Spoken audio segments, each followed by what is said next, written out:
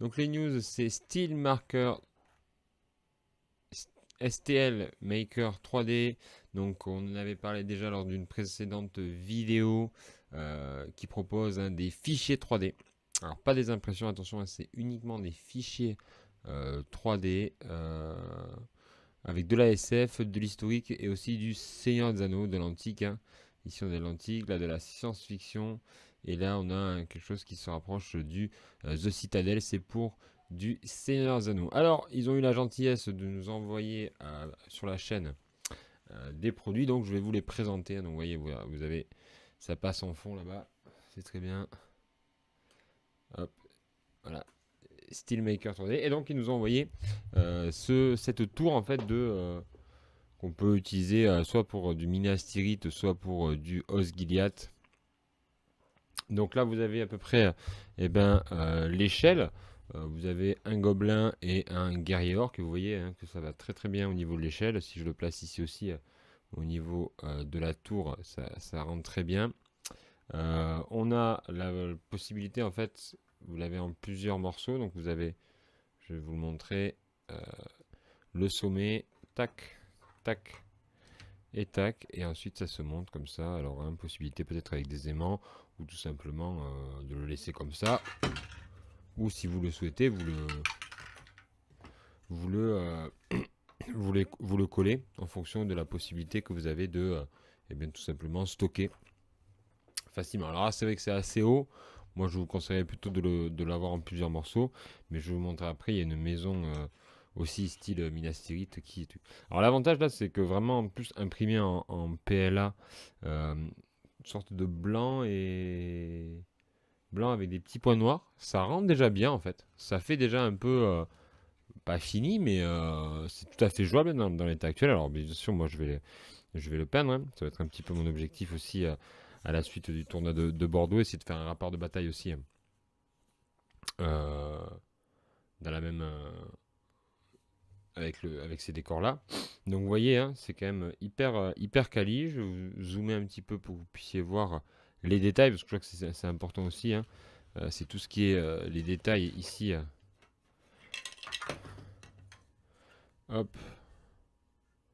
Donc c'est hyper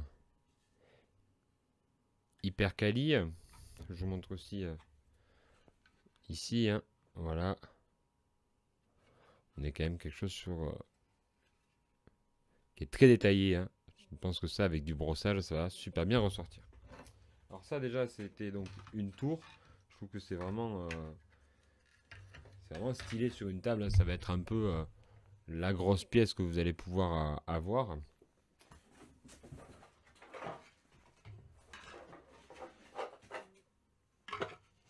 Et là, on a ensuite une maison.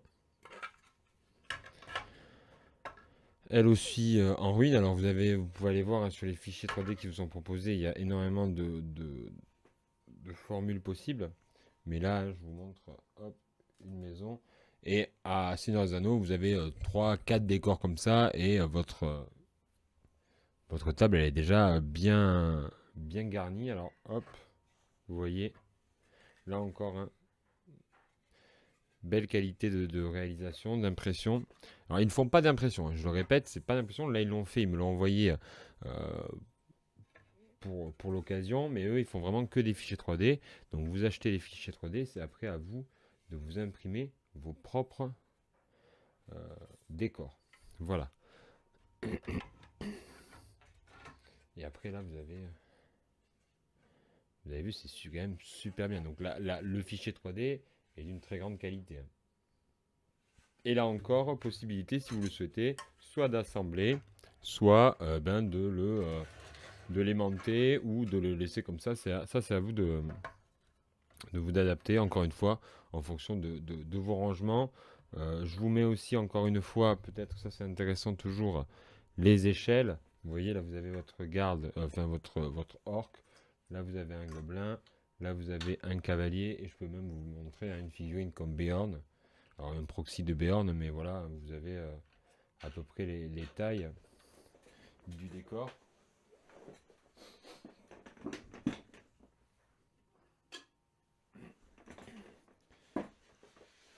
Et après, si on veut aller dans la grosse bébête, on a ici un balrog. Voilà. Donc là, vous voyez à peu près les différentes échelles. Et donc, c'est quand même assez stylé. Voilà. Donc, je vous mettrai en avant lorsque ça sera peint. Je ferai un petit tuto peinture rapide.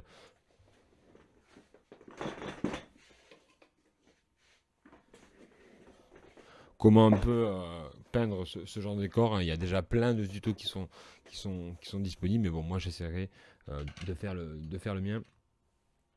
Peut-être que je mettrai Clément sur le coup. Mais voilà, hein, ça permettra de mettre en avant ces produits donc de STL Maker 3D qui a eu la gentillesse donc de nous envoyer leur travail. Donc là, je vous laisse aller voir en détail les produits.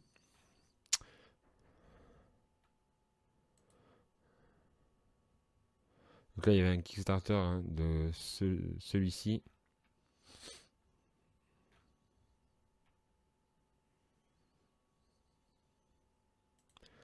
Voilà.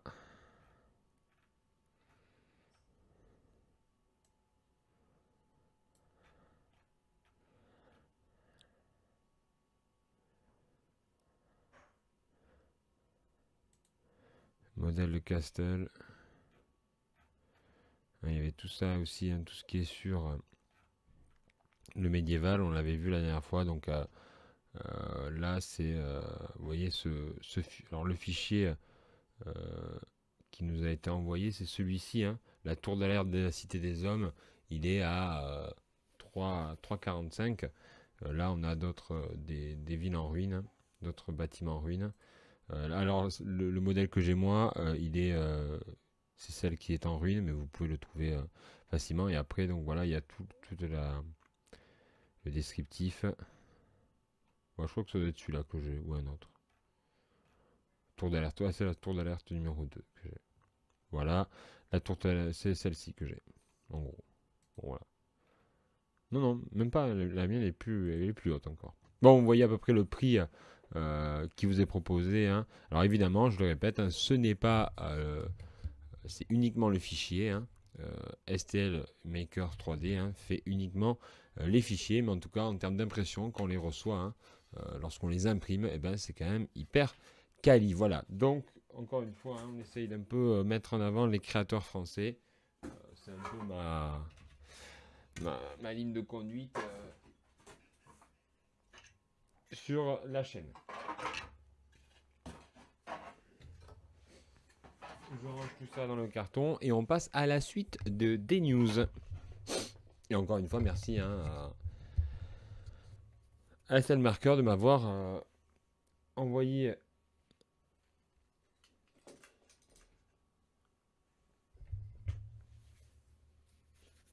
cette tour et cette maison, puisque c'était quand même très sympa de leur part. Alors, on passe maintenant...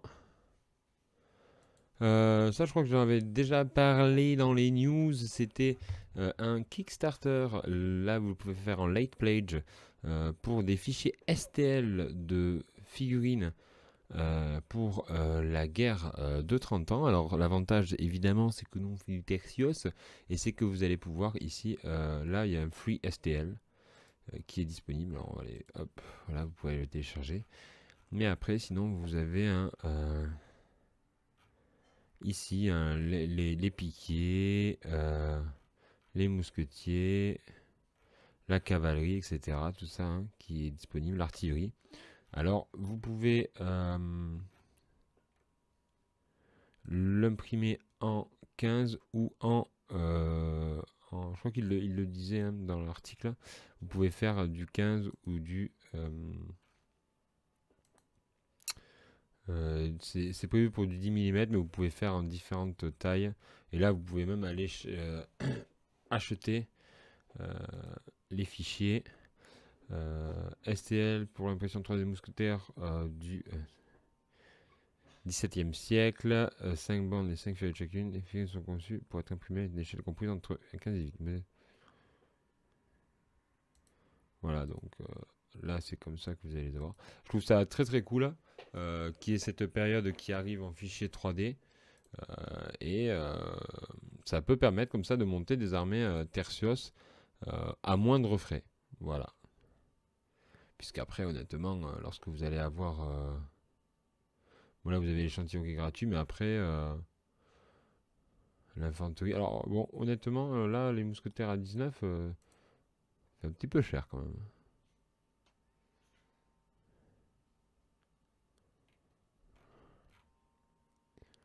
Après, il y en a beaucoup quand même.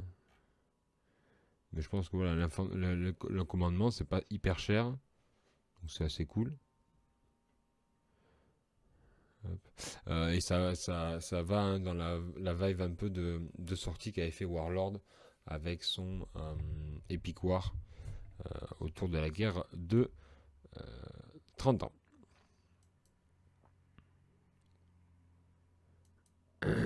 Alors ça, j'avais trouvé ça. C'était Finch and Dragon. J'aimais bien ça. Alors c'était... Alors, pourquoi c'est du fichier STL encore en général, j'en parle partout, mais pourquoi? Parce que c'est sur du chinois un peu fantastique. Mais ça peut servir pour faire du 28 mm avant la guerre, dans des périodes asiatiques. C'est assez rare, et je trouve que les figurines sont très très belles. Je vous propose de faire des armées chinoises de l'époque, c'est super bien. Tout n'est pas... Parce qu'on parle, je pense que tout ce qui est cavalier ici, bah, il se prête très bien à la perte.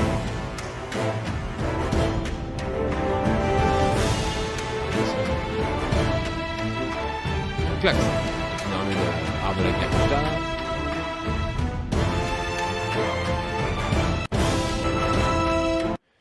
Ces guerriers là qui peuvent faire de très très beaux guerriers mongols.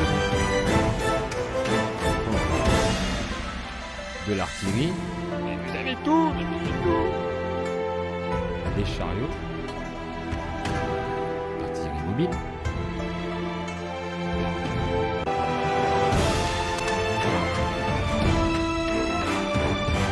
Donc ce projet, donc il atteint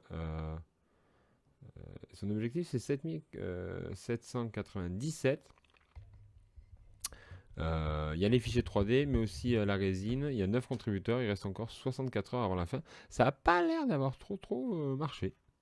Parce qu'honnêtement, 64 contributeurs à 64 heures de la fin, c'est pas ouf. Pas ouf.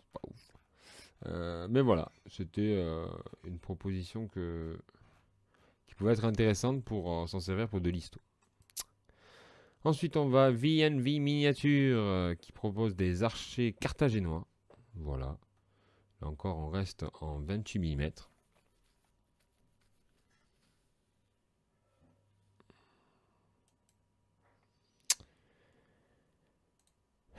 Ensuite, ici, on avait Turner Miniature.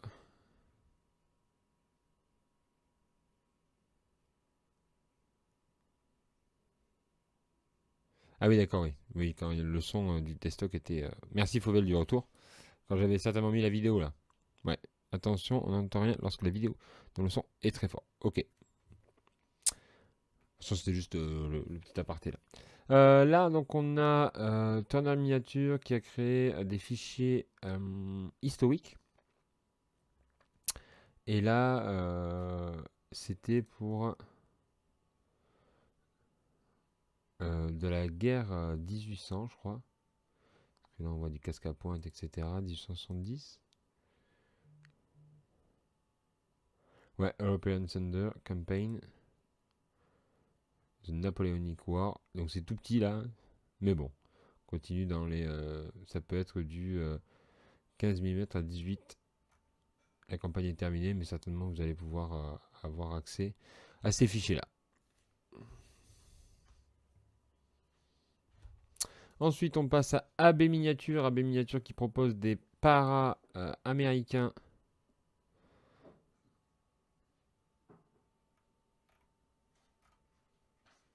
En 20 mm.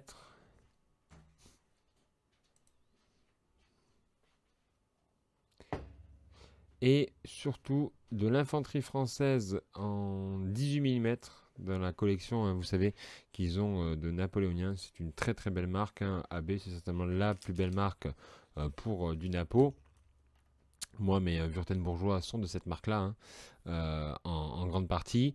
Et là, donc, ils ont sorti de l'infanterie Marie-Louise et ici de l'infanterie pour la garde nationale. Donc, plutôt. Voilà, ça arrive. Bon, ça va pas trop.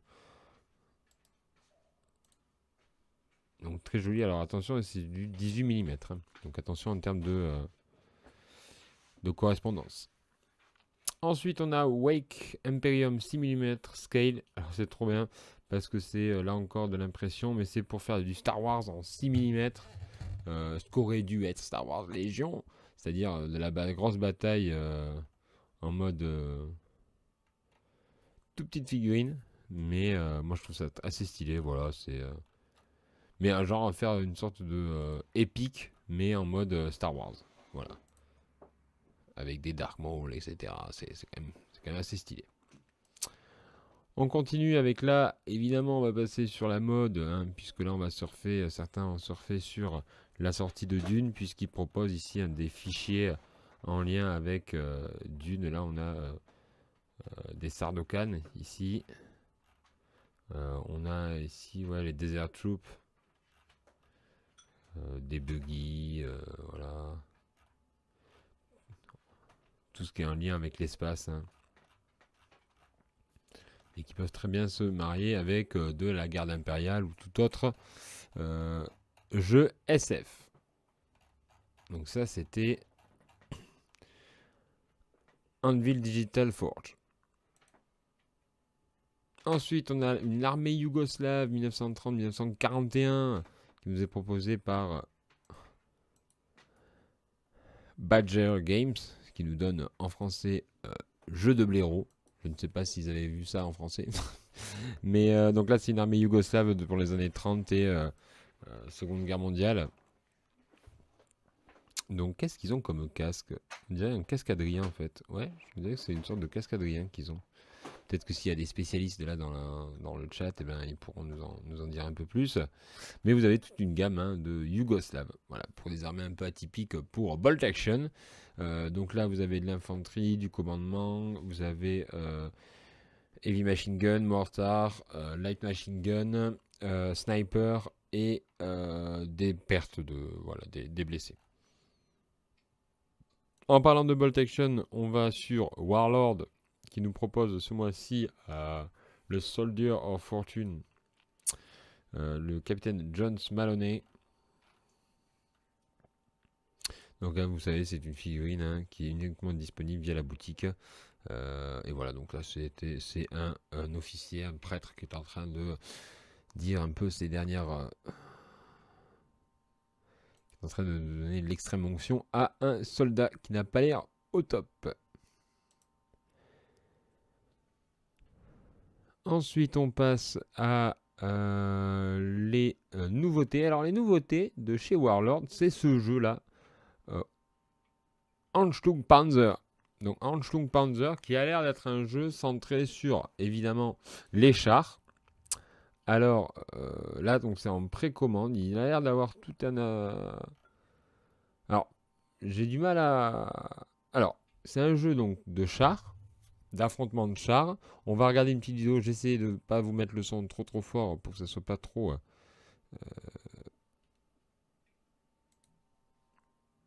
que ça soit pas trop fort et inaudible. Je vais baisser un peu le son, hein. Chaque monument a son histoire. Oui, allez, hop, ça c'est la pub, merci Michel. Laissez-nous vous raconter celle de la Watchtower. N'hésitez pas à me dire si c'est trop fort au niveau du son, hein. Voilà, merci. C'est toujours comme ça. Allez hop, on regarde. Donc, Ansturm Panzer.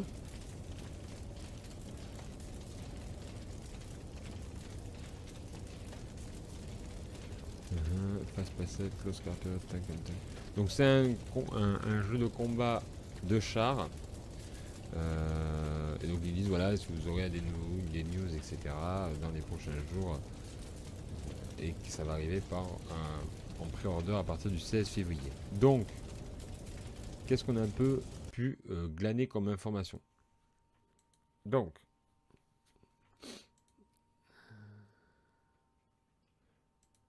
j'avais évidemment... Oui, j'avais mis l'article. Non.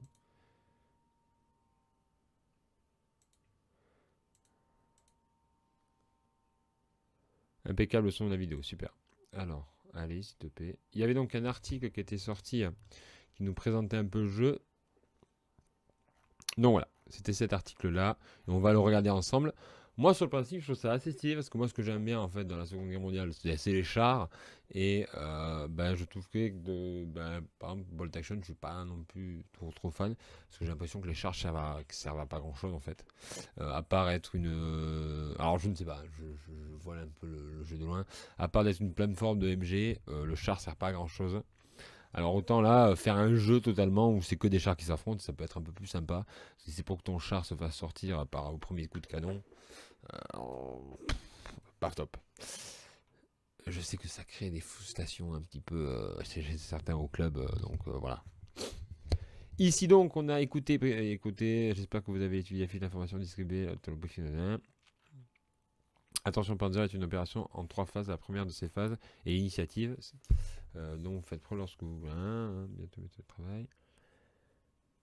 Donc en gros, tu as l'initiative, bien sûr, champ de bataille, ok. Donc là, on voit que c'est vraiment un jeu qui met le char en avant parce qu'il n'y a pas de troupes. Décidez à l'avance où vous voulez que votre réservoir avance. Regarde, ok. Bien entendu, il ne s'agit pas seulement de parcourir la campagne. Ce sont des sérieuses machines militaires dont vous serez responsable. Pas des Bentley, etc. Si vous souhaitez tirer avec précision, il est préférable de le faire depuis une position stationnaire. Voilà. Ok. Donc bon, évidemment, il y a tout un deuxième action tactique utile et le mouvement et le scout. C'est un excellent moyen de faire face à des situations inattendues. Ok. Donc là, vous avez la roadmap. Pré-order à partir du 23/02. Le play demo game and salute le 13/04. Et ça va arriver en avril. Voilà. Donc, c'était ça qui était intéressant. C'était un peu qu'est-ce qu'on avait dans la boîte de base. Donc dans la boîte de base, on va se retrouver avec des Sherman Firefly, ou oui, c'est des Firefly, du Panther, du Sherman. Ici, on a le bouquin de règles, donc toujours, on est chez du Warlord, donc c'est quand même de belles factures. Hein. On a ici la notion de ligne de vue, etc. Les tank traps, les positions qui sont préparées. Bon, on a tout un corpus de règles. Ici, les tank ace, donc certainement les aptitudes de char. Tout le matos en termes de... Alors, vous voyez, il y a des fiches. Alors, on a des fiches. Ça ressemble un petit peu à What a Tanker dans l'idée, c'est-à-dire que tu joues un char avec toute une fiche comme ça. Par exemple, le Panzer Medium Tank, vous allez avoir le Commander, le Gunner et le Drivers. Là, certainement le front, le side, ça va être bien le blindage, je suppose, le canon. Et donc il y a comme ça des petites fiches sur lesquelles vous pouvez jouer. Pareil pour le Sherman ici. Là, ici, tous les tokens que vous allez pouvoir utiliser pour jouer. Donc, il y a des événements, Ice Skill ici. Il y a tout un... Bon, évidemment, c'est un jeu. Donc, il y a certainement toute une dynamique et tout un matériel à avoir. Mais comme ça, de but en blanc, je trouve ça assez sympa. Hein. Vous avez déjà quelques chars à Bolt Action, vous basculez à ce jeu-là et vous avez juste qu'à acheter à la limite le matériel, puisque vos chars, vous l'avez déjà. Vous les avez déjà. Donc à la limite, ça peut faire venir des gens. Ce jeu-là, il peut être intéressé des gens qui sont déjà à Bolt Action. Et un peu à l'image de ce qu'avait fait Flame of War avec Tanks, c'est-à-dire que vous commencez avec les chars, puis après vous vous dites ah mais je vais basculer vers Bolt Action. Donc l'un dans l'autre, je trouve que c'est un produit qui est intéressant. Donc là on a des ruines, ça peut être pas mine, du stuff pour un peu personnaliser vos chars. Ici les grappes plastiques. Donc qu'est-ce qu'on a au total? On veut savoir combien on a de chars surtout. 2 chars Panther, 2 chars moyens Sherman et un char Firefly. Donc en gros on va avoir 2, 4, 5 chars à 120 €. En sachant qu'il me semble que les chars ils sont une trentaine d'euros. Donc déjà, alors on va regarder, hein, Panzer, on va faire Sherman.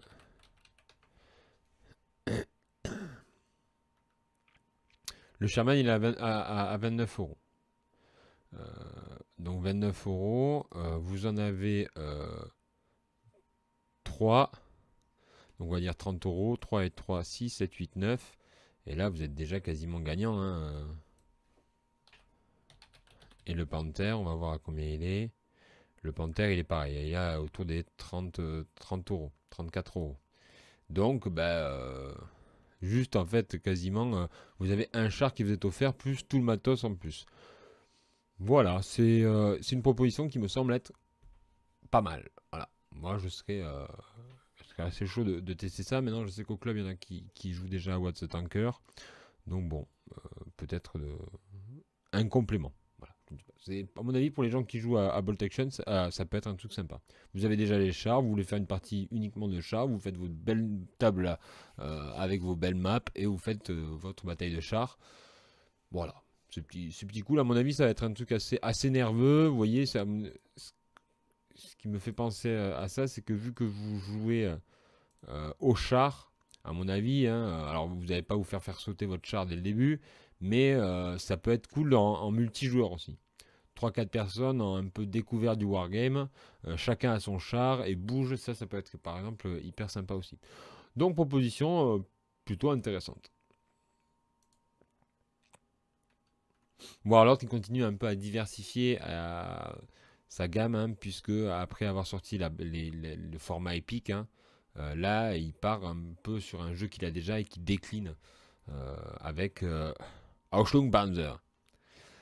On passe maintenant au livre avec Hélion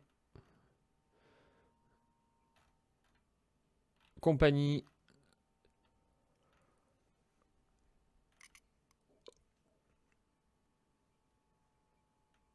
Alors, la guerre de Suède en Moscovie, 1609-1617, le soulagement de Moscou et la conquête de Novgorod. Intéressant, ça toujours dans la période de les guerres de 30 ans, hein, tout ce qui nous intéresse à nous. Vous avez aussi ici les armées et les compagnies françaises des Indes orientales de 1664 à 1717. La victoire ou la mort, le guide du Wargamer sur la révolution américaine. Hein, les guides des Wargamers qui sont souvent des bouquins plutôt pas mal à ce qui paraît. Decisive Victory, etc. Donc vous avez un certain nombre de bouquins qui se sont présentés. Là on a la Lanzac